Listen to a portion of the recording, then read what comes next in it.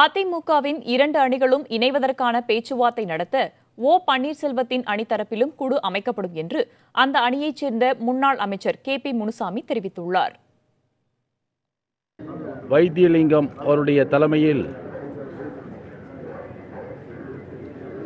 பேச்சுவார்த்தைக்காக ஒரு கமிட்டி அமைக்கப்பட்டு தெரிவிக்கப்பட்டிருக்கிறது.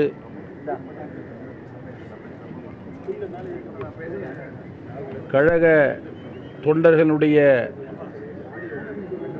நலனை கருத்தில் கொண்டும் நாட்டு மக்களுடைய நலனின் கருத்தில் கொண்டும்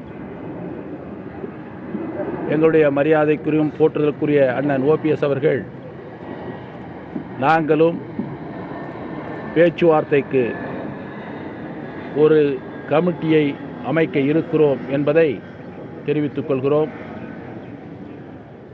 அந்த கமிட்டியில் யார் யார் அங்கம் வகிப்பார்கள் என்பதை பின்னர் அறிவிக்கப்படும்.